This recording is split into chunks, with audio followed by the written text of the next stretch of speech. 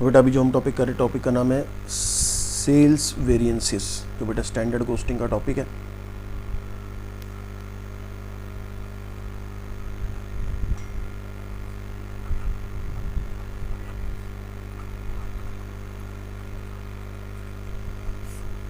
तो बेटा अभी हम सीख रहे हैं सेल्स वेरिएंसेस।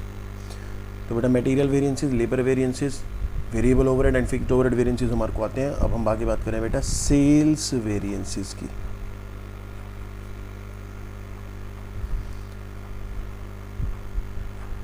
तो बेटा जो फॉर्मूले हमने पहले सीखे थे मटेरियल वेरिएंस में, लेबर वेरिएंस में जो वेरिएंस होते थे, वही के वही यहाँ पर है सेल्स वेरिएंस में भी। लेकिन बस एक बात का ध्यान रखना है बेटा, जैसे हम वहाँ पर स्टैंडर्ड कॉस्ट को कंपेयर करते हो एक्चुअल कॉस्ट के साथ, यहाँ पर आपको स्टैंडर्ड के साथ कंपेयर नहीं करना, हमको बजट के साथ ही कंपेयर करना है, क्योंकि हम सेल्स वेरिएंस के टाइम पर बजट स्टैंडर्ड नहीं बनाते। तो सेल्स वेरिएंस कैलकुलेट करते समय दो बातों का ध्यान रखना है। सेम फॉर्मूले यूज़ करेंगे बेटा, दो बातों का ध्यान रखना है। कौन कौन सी? एक तो आपको स्टैंडर्ड नहीं बनाना, नो स्टैंडर्ड रिक्वायर्ड।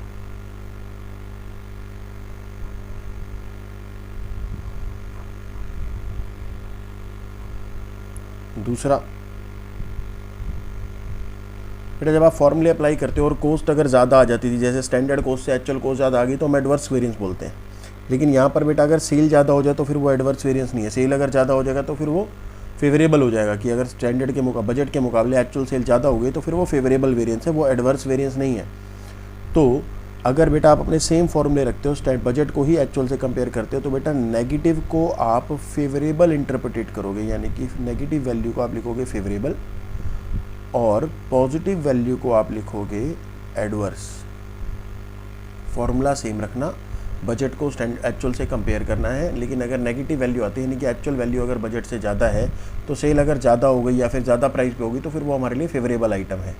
ठीक है, तो ये दो चीज़ें ध्यान रखनी है बेटा अपने फॉर्मूले को अप्लाई करते समय। जैसे अगर स्टैंडर्ड कॉस्ट 10,000 थी और ये 11,000 की कॉस्ट लग गई और आप लिखते हो स्टैंडर्ड कॉस्ट 10,000, एक्चुअल कॉस्ट 11,000, तो ये नेगेटिव वैल्यू भाई और मेरा नुकसान है, क्योंकि 1,000 रुपये का खर्चा ज़्यादा लगा है।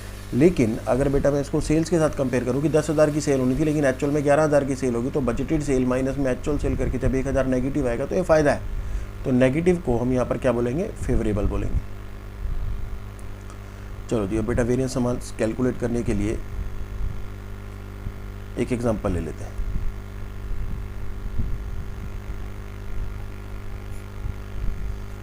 तो बेटा हमारे पास एक तो बजट है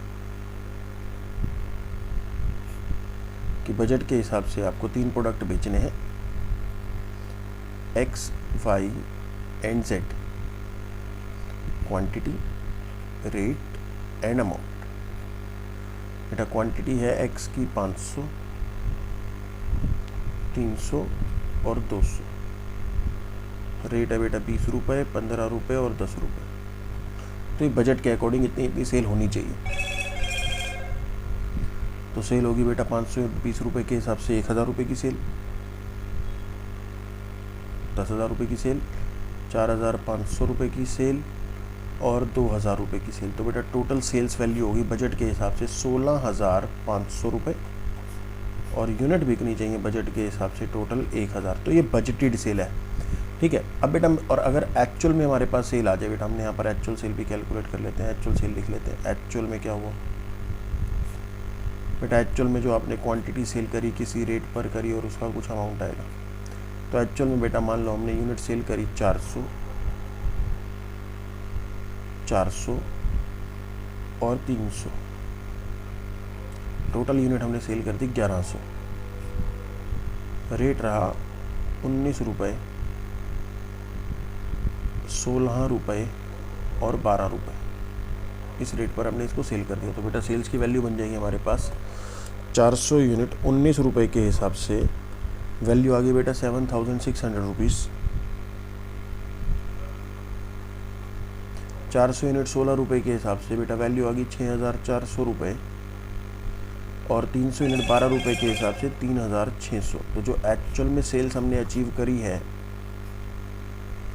वो होगी बेटा 6,400 प्लस 3,600 प्लस 7,600। तो एक्चुअल में जो सेल हमने अचीव करी है बेटा वो है 17,600।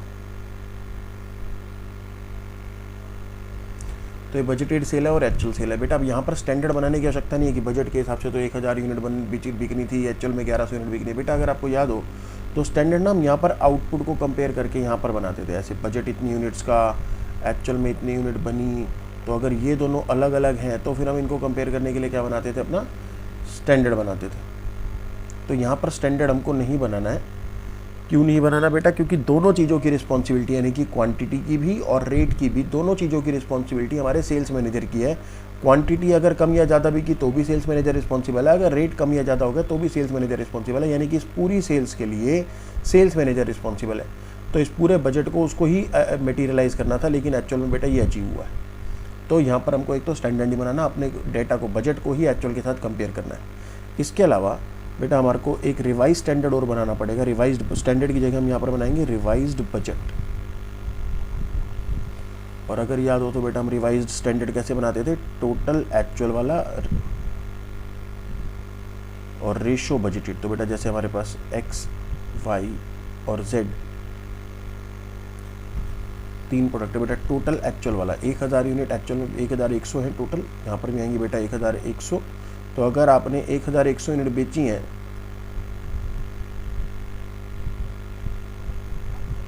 तो उसको इस रेशो में बेचते बेटा, टोटल एक्चुअल वाला। हम रिवाइज स्टैंडर्ड बेटा कैसे बनाते हैं,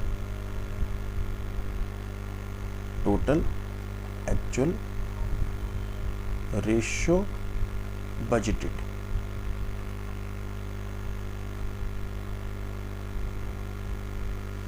तो x, y एंड z। तो बेटा टोटल अगर हमारे पास है 1100 और अगर मैं उसको बजट के हिसाब से बेचता है, यानी कि अगर 1100 यूनिट बेची हैं तो उसकी बजटेड रेशो क्या है बेटा? आपने जो मिक्स करा है वो आपने 400, 400, 300 कर दिया है, लेकिन 1100 को अगर मैं बजट वाली रेशो में बांटूँ यानी कि 5:3:2 में, तो बेटा 550 यूनिट x की बिकनी चाहिए थी, 330 यूनिट y की बिकनी चाहिए थी और 220 यूनिट z की बिकनी चाहिए थी, जबकि आपने कुछ अलग ही क्वांटिटी बेची है। तो अगर आपने टोटल 1100 बेची भी हैं तो भी उसकी रेशो ये होनी चाहिए 550, 330 और 220। चलो जी, अब मेरे पास बेटा डेटा तैयार है। हमने यहाँ पर स्टैंडर्ड नहीं बनाया, हमने बजट के साथ ही एक्चुअल को कंपेयर करना है।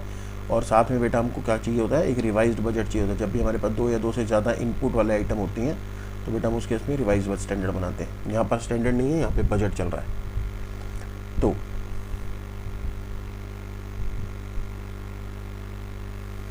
अब बेटा हम इसको सॉल्व करना शुरू करते हैं। डेटा हमारे पास है तो फॉर्मूले भी साथ साथ लिखेंगे और सॉल्यूशन भी साथ साथ होता रहेगा।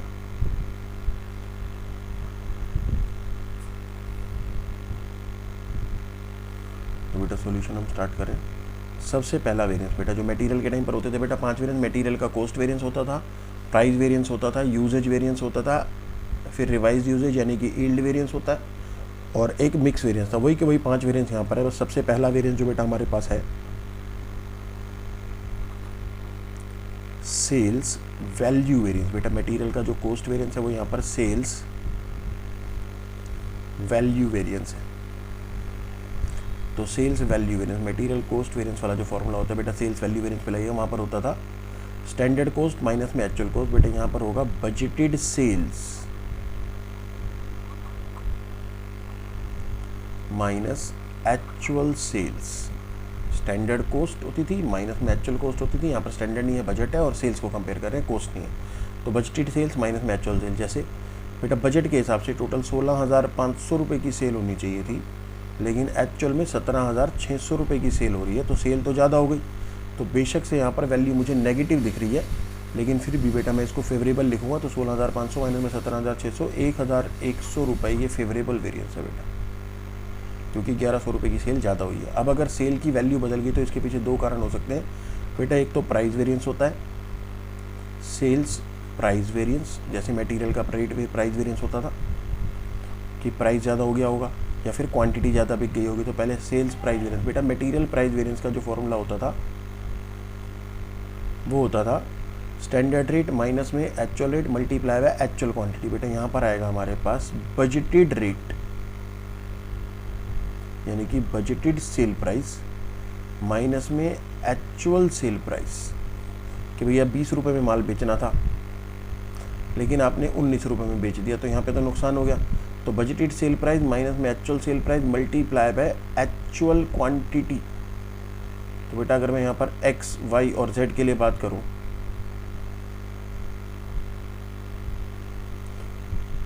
तो बजटेड सेल प्राइस बेटा हमारे पास है 20, 15 और 10 रुपए।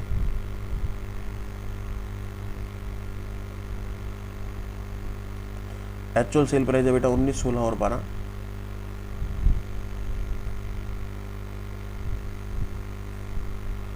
Multiply by actual quantity. तो बेटा एक्चुअल क्वांटिटी हमारे पास है 400, 400 और 300।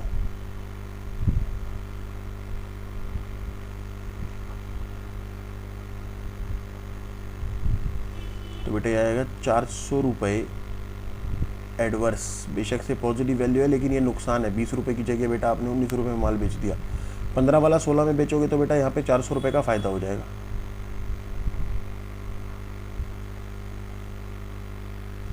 और 2 रुपये ज़्यादा में बेचा तो 600 रुपये का फ़ायदा हो गया।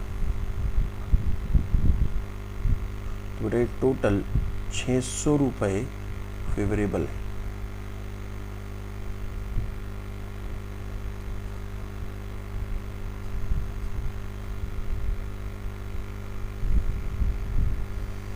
तीसरा वेरिएंस होता है बेटा हमारे पास सेल्स का क्वांटिटी वेरिएंस या फिर सेल्स वॉल्यूम वेरिएंस बोलते हैं बेटा उसको।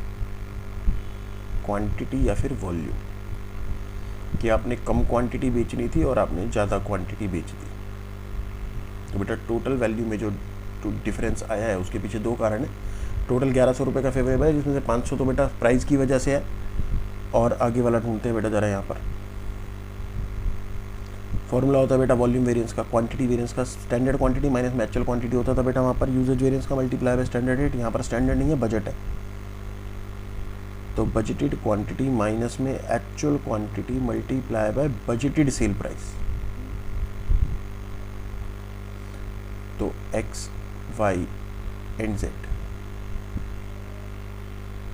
बजटेड क्वांटिटी 500, 300 और 200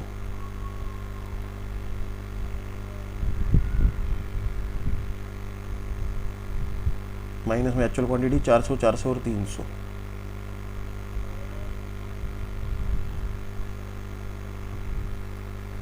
बजटेड सेलिंग प्राइस 20 रुपये, 15 रुपये और 10 रुपये।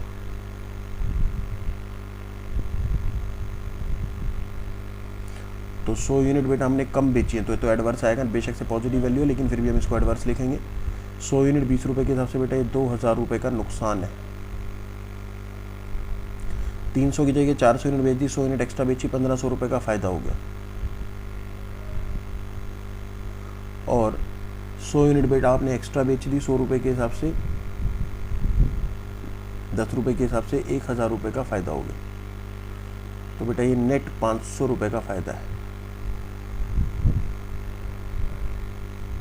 अब एक चीज़ देखो, टोटल 1100 रुपये का नुकसान है यहाँ पर।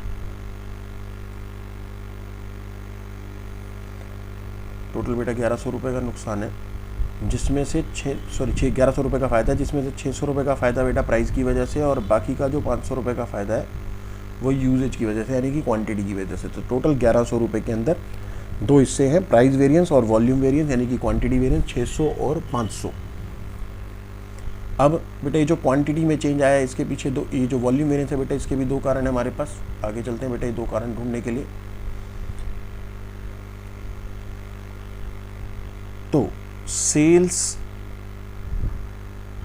का जो वॉल्यूम वेरिएंस है यानी कि क्वांटिटी वेरिएंस है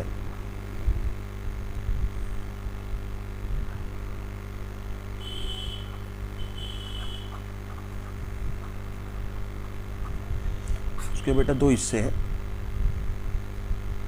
एक हिस्सा है बेटा हमारे पास सेल्स रिवाइज्ड वॉल्यूम यानी कि रिवाइज्ड क्वांटिटी।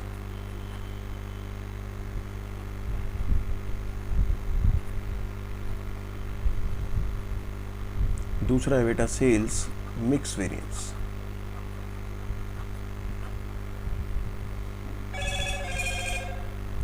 तो बेटा रिवाइज्ड वॉल्यूम वेरिएंस क्या होता है कि आपने चलो अगर 1100 यूनिट बेची हैं, कि आपने अगर 1100 यूनिट बेची भी हैं तो कोई बात नहीं, 1100 आपने इस रेशो में बेच दी, आपको इस रेशो में बेचनी चाहिए थी अच्छा, रिवाइज्ड वॉल्यूम क्या होता है बेटा, आपने बजट के हिसाब से तो कितनी यूनिट बेचनी थी 1000, लेकिन आपने एक्चुअल में कितनी बेच दी 1100। तो बेटा ये तो हो गया आपका बजट, हमने चेंज कर दिया रिवाइज स्टैंडर्ड के अंदर। दूसरा होता है मिक्स वेरिएंस कि अगर आपने 1100 बेचनी भी थी तो आप ऐसे बेचते 550, 330 और 220, लेकिन आपने बेची 400, 400 और 300। तो बेटा जब हम बजट को रिवाइज स्टैंडर्ड से कंपेयर करते हैं तो हमारे पास हमारा जो रिवाइज्ड वॉल्यूम वेरिएंस आएगा, और जब आप रिवाइज्ड बजट को एक्चुअल के साथ कंपेयर करोगे तो आपके पास मिक्स वेरिएंस आएगा, जैसे मटेरियल के अंदर होता था। बिल्कुल सेम टू सेम फॉर्मूला बेटा, कोई नई कहानी नहीं है। तो बेटा sales revised volume variance, budgeted quantity minus में revised budget quantity multiply by budgeted sale price. अब बेटा आप चाहो तो एक्स, वाई और जेड का अलग अलग भी निकाल सकते हो, चाहो तो तीनों का कंबाइंड भी निकाल सकते हो एक साथ। अलग अलग निकालोगे या एक साथ निकालोगे तब भी आंसर सेम ही रहना है। तो बजटेड क्वांटिटी बेटा हमारे पास है 500, 300 और 200।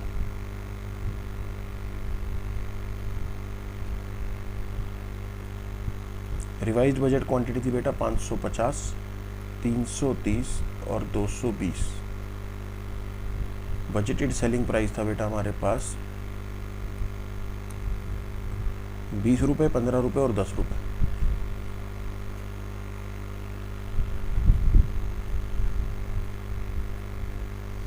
तो 50 यूनिट बेटा हमने ज़्यादा बेची 10 रुपये के हिसाब से, 1000 रुपये नेगेटिव आ रहे बेटा, फिर लेकिन हमने क्या लिखना है, फेवरेबल। 30 यूनिट बेटा हमने ज़्यादा बेची 450 रुपये फेवरेबल। 20 यूनिट हमने ज़्यादा बेची 10 रुपये के हिसाब से 200 फेवरेबल। टोटल हो गया बेटा 1650 रुपये favourable.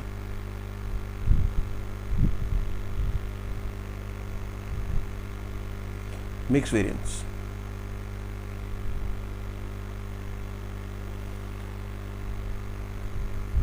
Revised budget quantity minus में actual quantity multiply by budgeted selling price. बेटा जो मटेरियल के अंदर होता था वहाँ पर होता था रिवाइज स्टैंडर्ड क्वांटिटी माइनस में actual quantity multiply by standard rate. तो revised budget quantity, actual quantity और स्टैंडर्ड रेट की जगह budgeted price, selling price X, Y and Z. तो बेटा रिवाइज्ड बजट क्वांटिटी तो हमारे को पता है 550, 330 और 220। और इसको कैसे कंपेयर कर रहे हैं कि भैया आपको इस तरीके से मिक्स करना था 1100 को, जबकि आपने मिक्स कैसे करा 400, 400, 300। ये आपका मिक्सचर है, जबकि मिक्सचर होना ऐसे चाहिए था। तो 550, 330, 220 माइनस में 400, 400, 300 मल्टीप्लाई बजटेड सेलिंग प्राइस 20, 15 और 10। तो बेटा 150 multiply by 20, 3000 adverse, positive value and adverse लिखेंगे। 70 multiply by 15, 1050 favourable and 80 multiply 800 favourable.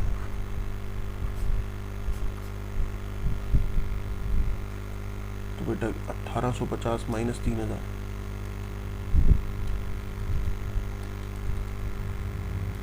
1150 रुपये।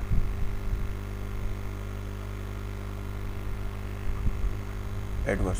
तो बेटा 1650 रुपये हमारे पास है फेवरेबल और 1150 रुपये एडवर्स। इन दोनों को मिला करके बनेगा हमारा वॉल्यूम वेरिएंस 500 रुपये फेवरेबल। तो बेटा वॉल्यूम वेरिएंस जो था वो 500 रुपये फेवरेबल था, हमने यहाँ पर कैलकुलेट कर रखा है। ठीक है, तो 500 रुपये फेवरेबल, उसके पीछे यहाँ पर ही कैलकुलेशन आ गई। तो बेटा अल्टीमेटली फॉर्मूले क्या बने, एक बारी फॉर्मूले कंपाइल कर लेते हैं। हमारे पास बेटा सेल्स के 5 वेरिएंस हैं। सबसे पहले है सेल्स वैल्यू वेरिएंस।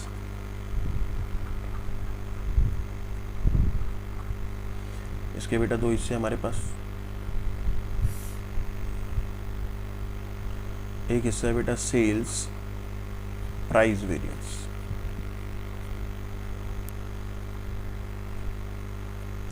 दूसरा हिस्सा है हमारे पास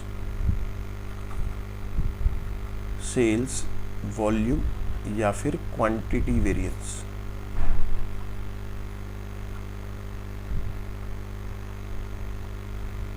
फिर वॉल्यूम वेरिएंस के भी हमारे पास 2 हिस्से हैं। एक हिस्सा है हमारे पास सेल्स रिवाइज्ड वॉल्यूम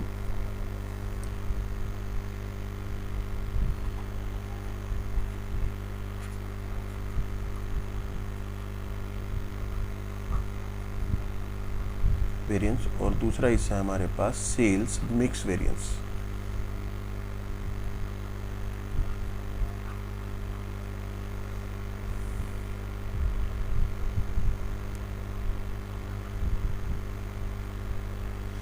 तो फॉर्मूले क्या बनते हैं वैल्यू वेरिएंस का? क्या था?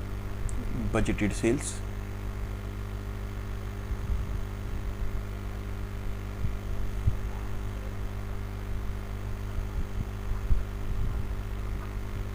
माइनस में actual sales,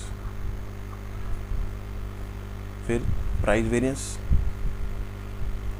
budgeted sale price minus में actual sale price multiply by actual quantity. और रिवाइज सेल्स वॉल्यूम वेरिएंस का फॉर्मूला क्या होता था? क्वांटिटी वेरिएंस का बजटेड क्वांटिटी माइनस में actual quantity multiply by budgeted sale price. Sales revised volume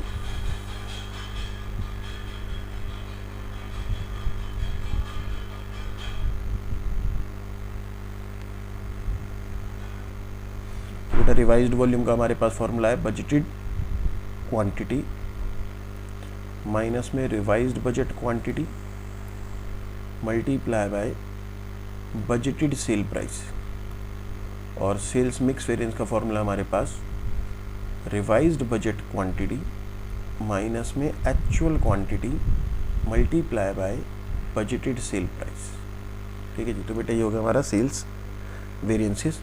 और जो पीछे हमने एग्जांपल किया बेटा, कोई भी क्वेश्चन इससे ज़्यादा कैलकुलेशन वाला नहीं हो सकता। ठीक है। आपको बेटा स्टैंडर्ड नहीं बनाना, ध्यान रखना है। एक आपको स्टैंडर्ड नहीं बनाना, दूसरा आपको नेगेटिव अगर वैल्यू मिलती है तो आप उसको फेवरेबल बोलोगे, पॉजिटिव वैल्यू मिलेगी तो एडवर्स बोलोगे। ऑल्टरनेटिवली आप अपने फॉर्मूले रिवर्स कर सकते हो। फॉर्मूले कैसे रिवर्स कर सकते हैं बेटा हम? ये जो आपने बजट माइनस एक्चुअल कर रखा है, यहाँ पर बजट माइनस एक्चुअल कर रखा है हमने बेटा, आप इसको एक्चुअल माइनस बजट कर लो तो फिर पॉजिटिव मतलब फेवरेबल हो जाएगा और नेगेटिव मतलब एडवर्स हो जाएगा। लेकिन अगर आपको फॉर्मूले सेम रखने हैं जो आपने मटेरियल लेबर में लगाए हैं, वही के वही फॉर्मूले आप अप्लाई करना चाहते हो, तो इंटरप्रिटेशन बदलनी पड़ेगी। नेगेटिव को फेवरेबल बोलना पड़ेगा और पॉजिटिव को एडवर्स बोलना पड़ेगा। ठीक है। तो ये हो गया बेटा हमारा सेल्स वेरिएंस का कॉन्सेप्ट कंप्लीट। इसको आप स्टडी मटेरियल में से क्वेश्चन प्रैक्टिस आप कर सकते हो।